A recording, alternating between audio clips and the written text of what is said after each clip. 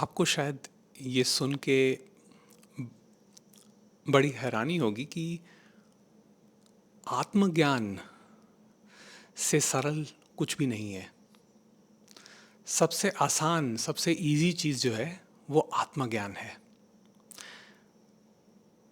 लेकिन होता क्या है कि हमारा जो माइंड है उसकी प्रोग्रामिंग इतनी स्ट्रांग है और हमको हमेशा बचपन से ये सिखाया जाता है कि कोई भी चीज़ पानी हो तो उसमें बहुत एफर्ट डालना ज़रूरी है, बहुत परिश्रम चाहिए और बिना परिश्रम के हमें ज़िंदगी में कुछ नहीं मिलता। और इस चीज़ में एक सच्चाई है कि इस दुनिया में, इस संसार में अगर आप कुछ चाहते हो तो हाँ, उसको उसके लिए आपको परिश्रम करना पड़ेगा। लेकिन ये बात और है कि परिश्रम करके वो चीज़ अगर आपको मिल भी जाए तो क्या वो आपको वाकई में संतुष्टि, खुशी, पीस देगी कि नहीं देगी, शांति मिलेगी कि नहीं मिलेगी, ये बात और है। बहुत मेहनत कर सकते हो, बहुत पैसा कमा सकते हो, जो चाहे ज़िंदगी में हासिल कर सकते हो अगर परिश्रम करो। लेकिन क्या वो चीज़ संतुष्टि, खुशी देगी? वो खुशी जो हमको सबसे प्यारी है। अक्सर जब मैंने गुरुओं से बात की है तो हमेशा यही पाया है कि हर गुरु यही कहता है, हर ज्ञानी यही कहता है कि जो भी सहज मिला है वो दूध के बराबर है। तो एक प्यारी बड़े प्यारे कुछ बोल हैं बाबा गोरखनाथ के। वो कहते हैं, सहज मिला सो दूध बराबर, मांग लिया सो पानी, छीन लिया सो रक्त बराबर, गोरख बोले बाणी। संसार में जहाँ पे हमें हर चीज़ अलग अलग नज़र आती है, वहाँ पे हम इस भ्रम में जीते हैं कि जब हम ज़्यादा से ज़्यादा पालेंगे तो हमें खुशी मिल जाएगी, तो हम परम सुख में जिएंगे। लेकिन फिर एक अलग सोच आती है कुछ ज्ञानियों की तरफ से। वो कहते हैं कि नहीं, संसार की वस्तुओं में तो कोई सुख है नहीं, परमात्मा में सुख खोजो, परमात्मा की तलाश पे निकलो। तो हम परमात्मा की तलाश पे निकल जाते हैं। लेकिन वहाँ भी हम यही गलती करते हैं कि जब हम परमात्मा की तलाश कर रहे हैं तो हमको पता नहीं है कि हम बेसिकली क्या ढूंढ रहे हैं, किस चीज़ को ढूंढ रहे हैं। हमारे मन में एक विचार है, एक आइडिया है परमात्मा का, एक मॉडल है और हम उस मॉडल के पीछे भाग रहे हैं। और कहीं ना कहीं ये कहानी जुड़ी हुई है कि एक बार वो हमको मिल जाएगा तो जागृति हो जाएगी और एकदम से एनलाइटनमेंट हो जाएगी और फिर हमें कोई दुख नहीं छुएगा और फिर हम हमेशा परम सुख में रहेंगे, परम आनंद में रहेंगे। लेकिन जब तक हम एफर्ट डाल रहे हैं तब तक हम परमात्मा को नहीं पा सकते। यही सबसे बड़ी आयरनी है। बाकी सब चीज़ों के लिए आप मेहनत करो, आपको फल मिल जाएगा। लेकिन अगर असली शांति चाहते हो, असली सुख पाना चाहते हो तो भीतर जाना पड़ेगा। अब भीतर जाने के लिए परिश्रम नहीं चाहिए, भीतर जाने के लिए साहस चाहिए, करेज चाहिए।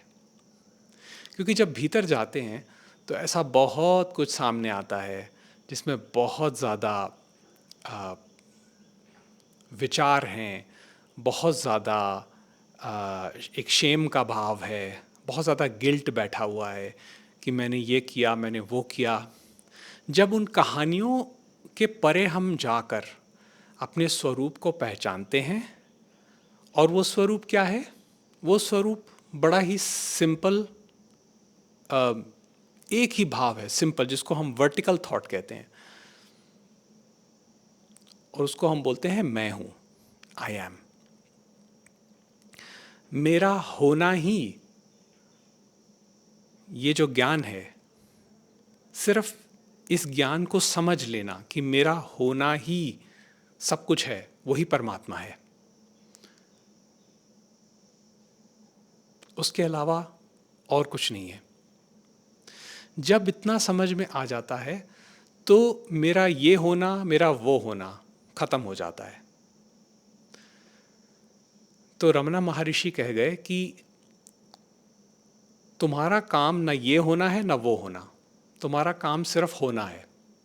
अगर तुम उस भाव में जी सकते हो, सिर्फ होने के भाव में जी सकते हो, तो तुम्हें परम शांति की प्राप्ति होगी। लेकिन जब तक तुम भाग रहे हो, ठीक है, और इंसान भागता कब है? जब इंसान परिश्रम करता है। जब तक तुम भाग रहे हो तब तक कोई शांति नहीं मिलेगी। अब देखिए, इसको समझने की कोशिश कीजिए। इसका मतलब ये नहीं कि सब कुछ छोड़ छाड़ के घर बैठ जाएं और कुछ भी काम ना करें, वो भी नहीं कर पाओगे। अगर आप ये सोचते हो कि चलो कुछ ना करें, बस ऐसे ही छोड़ छाड़ के बैठ जाएं और बैठ के बस खाली बैठे रहें, तब भी क्या करोगे? विचार तो दिमाग में चलते रहेंगे। अगर कुछ काम नहीं भी करोगे तो भी विचार तो चलते रहेंगे, और वो विचार जो हैं वो आपकी हालत ख़राब कर देंगे। क्योंकि जैसे कहते हैं ना, खाली दिमाग शैतान का घर, तो वही होगा। तो आप खाली भी नहीं बैठ सकते हो।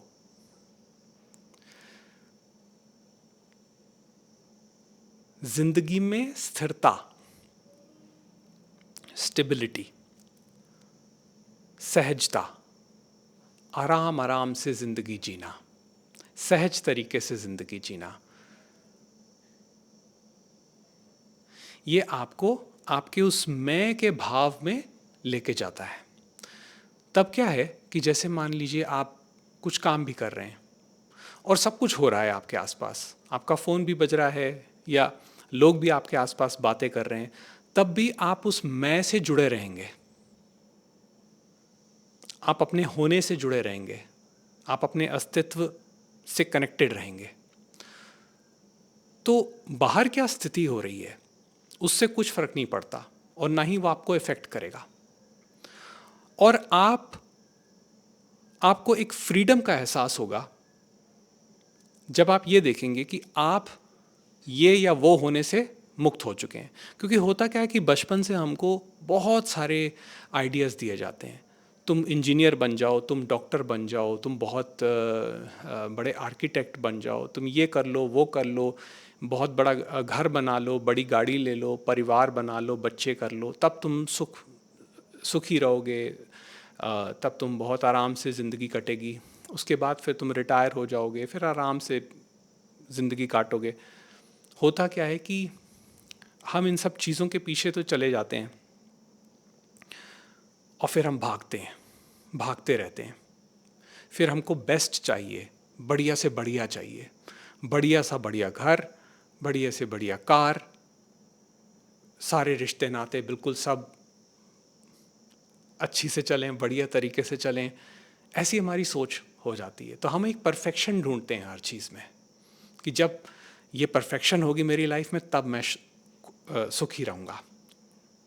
हम एक कंडीशन डाल देते हैं, हमारा जो अहंकार है, हमारा माइंड है, वो एक कंडीशन डाल देता है कि जब ये सारे वेरिएबल ठीक से काम करेंगे तब मैं सुखी रहूँगा, तब मैं खुश रहूँगा। लेकिन होता क्या है, सबको पता है क्या होता है। उतार और चढ़ाव जिंदगी की गति है। कभी जॉब जाएगी, कभी रिश्ते जाएंगे, कभी कोई नाराज हो जाएगा, कभी कोई वापस आ जाएगा, कभी आर्थिक नुकसान होगा, कभी व्यक्तिगत रूप से हानि पहुंचेगी। कुछ ना कुछ जिंदगी में उतार और चढ़ाव होता रहेगा। तो आपका कांस्टेंट कंपेनियन, आपका मित्र कौन है? कौन है वो जिसको आप अपना कह सकते हो? कौन है वो जो आपको धोखा नहीं देगा? कौन है वो जो आपका घर है, जहां आप कभी भी और कहीं पे भी जा सकते हो, चाहे आप दुनिया के किसी कोने में हो, किसी भी परिस्थिति में हो? एक ऐसी जगह है जो आपको कभी निराश नहीं करेगी, कभी धोखा नहीं देगी। अब बताओ मुझे वो कौन सी जगह है। नीचे कमेंट करो और बताओ। जब तुमने उसको पहचान लिया, उसके बाद कौन आ रहा है, कौन जा रहा है, क्या हो रहा है, क्या नहीं हो रहा है, कोई फर्क नहीं पड़ता, क्योंकि आप 24 घंटे मेडिटेशन में होते हो। ये एक तरह से मेडिटेशन है, अपने होने को पहचानना। इससे बढ़कर कोई जागृति नहीं है। और ये आपकी इन्फिनिट वर्थ है। अगर आप अपनी वर्थ अपने करने में ढूंढोगे, अगर आप आपने अपनी वर्थ को अपने रोल के साथ जोड़ दिया, मान लो मैं वकील हूं या मैं डॉक्टर हूं, और आपने अपनी अपनी वर्थ को अपनी डॉक्टर या अपने पेशे के साथ जोड़ दिया, या जो भी आपका रोल है कि मैं एक पिता हूं, या मैं एक पत्नी हूं, या मैं एक डॉटर हूं, लड़की हूं, लड़का हूं, किसी भी रोल से अगर आप जुड़ गए और उसमें आपने अपनी वर्थ डाल ली, तो हमेशा डामाडोल रहेगा मामला। क्योंकि ये चीज़ें ऊपर नीचे समाज की बनाई हुई चीज़ें हैं, तो ये इसमें हमेशा उतार और चढ़ाव आता रहेगा। तो जहाँ काम में नुकसान होगा, वहीं आपकी वर्थ नीचे गिरेगी और फिर दुख ही दुख मिलेगा। मेरे साथ ऐसा क्यों हो रहा है, ऐसा तो होना नहीं चाहिए था, मैंने तो अपनी तरफ से सब कुछ किया, भगवान मुझसे नाराज़ है। नहीं, भगवान आपसे नाराज़ नहीं है। आपने खुद को नहीं पहचाना, आपने भगवान को भी नहीं पहचाना। आपने भगवान को भी एक अपना ही रूप दे दिया। आपने भगवान को लिमिट कर दिया। आपने कहा कि भाई मेरा भगवान जो है ना, वो बस मेरे लिए ही काम करे, वो बस मेरी इच्छाओं की पूर्ति करे, बाकी दुनिया में क्या हो रहा है, कहाँ क्या हो रहा है, उससे मुझे कोई मतलब नहीं है। या मेरे अंदर क्या हो रहा है, उससे भी मुझे कोई मतलब नहीं, बस भगवान वहाँ पे हो और मेरी हर इच्छा पूरी करते रहे। और देखिए, ज़िंदगी में हमेशा ऐसा होता है, आपने भी नोटिस किया होगा कि आपकी कई इच्छाएं पूरी नहीं होती, और एक समय ऐसा आता है जब आप ये कहते हो कि हे भगवान, आपका बहुत बहुत धन्यवाद कि ये इच्छा आपने पूरी नहीं की। अगर ये इच्छा पूरी कर दी होती तो पता नहीं आज मेरा क्या होता।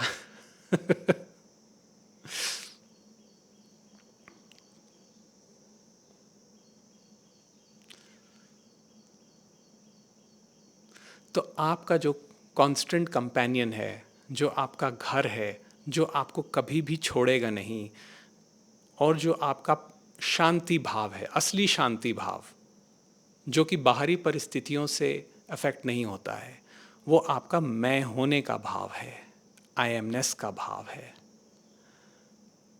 उस होने में आप अनंत हैं। तो अगर आपने उसको पहचान लिया, और पहचानने के लिए कोई बहुत बड़ी प्रैक्टिस या कोई घंटों बैठ के मेडिटेशन करने की ज़रूरत नहीं है। जब भी याद आए, यहाँ आ जाओ, बस यहाँ, जैसे हो वैसे। चाहे बस में आप ट्रैवल कर रहे हो, चाहे कुछ काम कर रहे हो, अपने मैं पे आ जाओ और वहीं उसके साथ बैठे रहो। उसको पकड़ के मत बैठना। जहाँ आपने एफर्ट डाल दिया, वहाँ पे आप मैं को खो दोगे। तब आप मैं ये हूँ, मैं वो हूँ में पहुँच जाओगे। तब आपकी मेडिटेशन ख़त्म हो गई। बस मैं के साथ बैठो, लेकिन उसको पकड़ के मत रखना। जब वो जाता है तो उसको जाने भी देना। तो होगा क्या कि धीरे धीरे ये जो मैं की प्रेजेंस होती है, इसका जो शांति भाव होता है, ये आपके अंदर बढ़ता जाएगा। और जैसे जैसे ये आपके अंदर बढ़ता जाएगा, आप ये अनुभव करोगे कि बिना कुछ किए दूसरों को भी इसका लाभ होगा। दूसरे भी आपके साथ बैठकर, आपके ऑरा में बैठकर मेडिटेशन करना चाहेंगे, ध्यान करना चाहेंगे, बातें करना चाहेंगे, आपसे कुछ पूछना चाहेंगे, आपसे कनेक्ट करना चाहेंगे।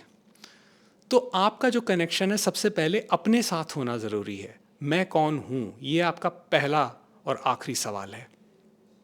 ये सवाल हमेशा आध्यात्मिक जागरण के बाद आता है, और यही पहला सवाल है, यही आखिरी सवाल है। इसके परे कुछ भी नहीं। तो रमना महर्षि ने हमेशा हमको ये बोला है कि खुद के भीतर जाओ, अपने मैं में जाओ, अपने होने को पहचानो। बस उसी में निर्वाण है, उसी में शांति है, उसी में एनलाइटनमेंट है। और एक बार ये समझ में आ गया तो और कुछ करने की ज़रूरत नहीं है। इनफैक्ट कर्म कांड से ही मुक्ति मिल जाएगी। फिर आप पे कर्म कांड लागू होता ही नहीं है। कर्म कांड सिर्फ व्यक्ति पे लागू होता है। और जब आप मैं हूँ के ज़रिए अपने हृदय की जागृति, अपने स्वरूप को पहचान लेते हो, उसके बाद आपकी जो नॉलेज है, आपका जो ज्ञान है, वो अव्यक्तिगत, इम्पर्सनल हो जाता है। उसके बाद दुनिया में क्या हो रहा है, क्या नहीं हो रहा है, उससे कोई बहुत ज़्यादा फर्क नहीं पड़ता। आप कर्म, शरीर अपना कर्म करता है, मन अपने हिसाब से चलता है, लेकिन आप ये जान लेते हो कि आप सिर्फ साक्षी हो। वो जो मैं का भाव है, पूरा प्योर मैं का भाव, वो ही साक्षी भाव है। और उसको पहचानने के लिए सिर्फ स्थिरता चाहिए, स्टिलनेस चाहिए, स्टेबिलिटी चाहिए। तो अपने आप को यहाँ लाइए और अपने मैं में आइए और देखिए कि ये मैं क्या कर रहा है। उसको जज मत कीजिए, उसको एनालाइज मत कीजिए, आप बस सिर्फ देखते जाइए कि क्या हो रहा है। अब इससे आसान क्या होगा कि कुछ करना भी नहीं। ना मैं कह रहा हूँ कि अलग से समय निकाल के बैठना है, कहीं पे भी करा जा सकता है। बस में ट्रैवल कर रहे हो, मेट्रो में ट्रैवल कर रहे हो, पैदल चल रहे हो, विचार इधर उधर खींच रहे हैं, वापस आओ मैं में, यहाँ पे वापस आओ बस।